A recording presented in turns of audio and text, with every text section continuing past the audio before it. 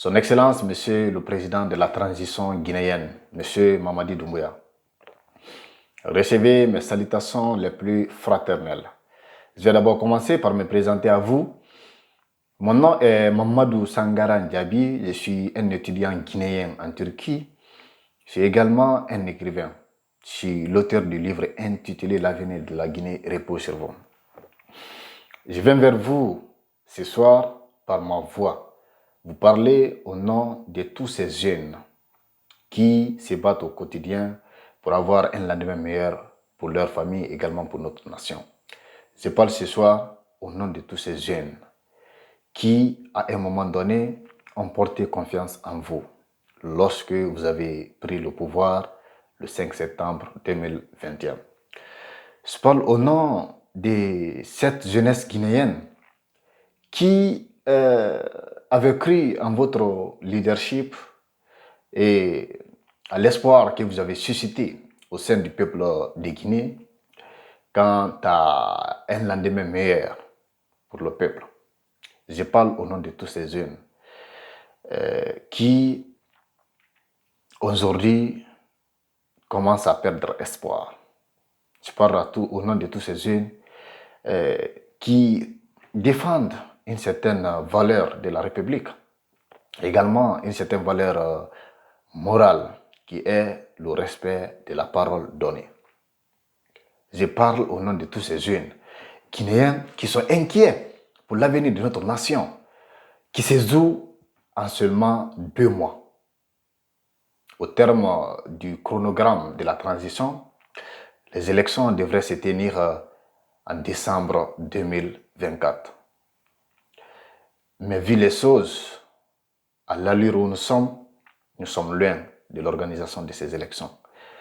Et la plus grosse question qui se pose aujourd'hui, qui est la jeunesse guinéenne qui défend ses valeurs, n'est pas celle de quand est-ce que les élections vont se tenir, le glissement d'un calendrier. Bien entendu, ça inquiète les gens, mais la plus grosse question porte sur votre candidature aux élections présidentielles.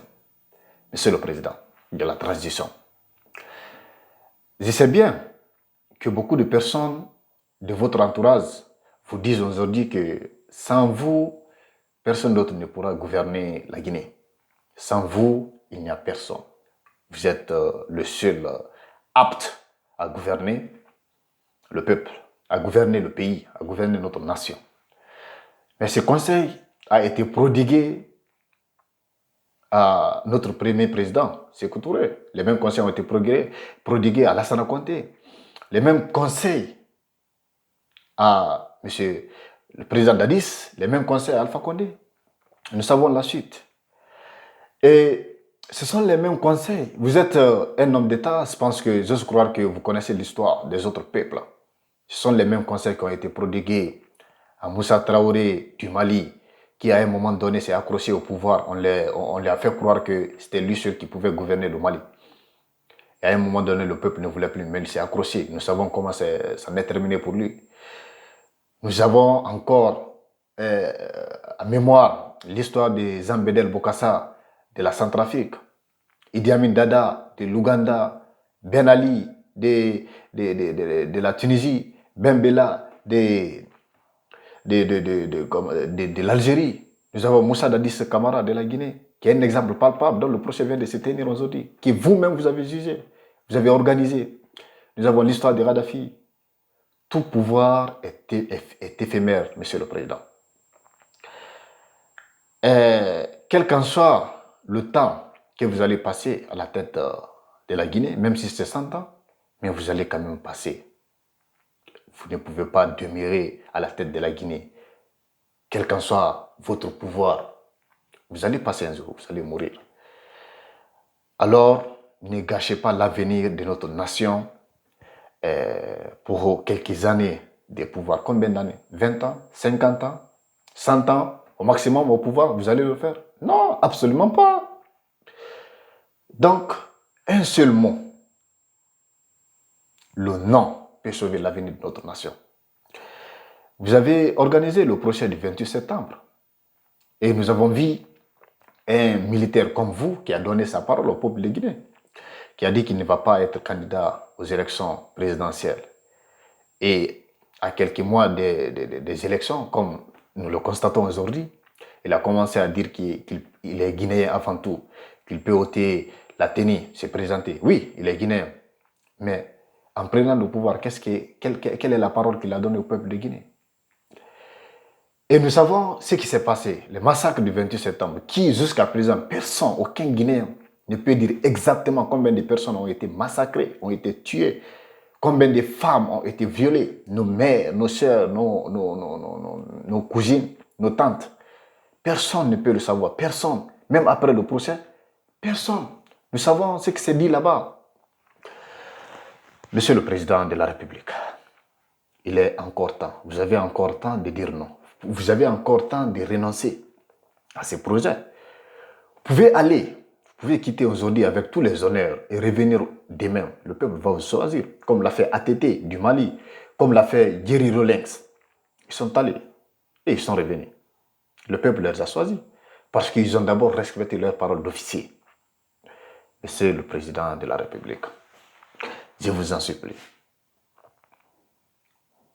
pour l'avenir de notre pays, faites-le pour l'avenir de notre pays. Avez-vous pensé aux futures générations? Votre simple décision aujourd'hui peut compromettre l'avenir des milliers de Guinéens. Votre simple décision aujourd'hui peut gâcher l'avenir je puisse le dire, des milliards. Qu'est-ce qui va se passer? Parce que vous le savez, Monsieur le Président, si vous vous présentez aux élections présidentielles, il y aura de l'opposition. Les gens vont s'opposer. Une partie du peuple de Guinée, une grande partie de la population va s'opposer. Et vous savez, quand ils sortent, ce qui va se passer. Et, Monsieur le Président, voulez-vous dire que tous ceux qui ont été massacrés le 28 septembre l'ont mérité? Parce que ce sont les mêmes causes. Un président est venu. Il a dit qu'il ne va pas se présenter. Et il a voulu se présenter.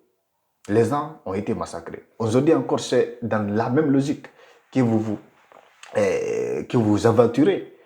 Donc, vous voulez dire que ces gens-là ont mérité. Vous avez dit que le procès du 28 septembre a été inutilement organisé. Ça n'avait pas de sens. S'il vous plaît, Monsieur le Président, vous avez encore temps. Ceux qui vous conseillent aujourd'hui étaient les mêmes qui ont conseillé le président Alpha Condé. Vous avez dit que vous êtes venu pour corriger les erreurs du passé. Je pense que l'une des erreurs qui ont été les plus fatales pour notre nation a été les erreurs qui ont conduit au massacre du 28 septembre. Les erreurs qui ont conduit à la prise du pouvoir par l'armée guinéenne le 5 septembre.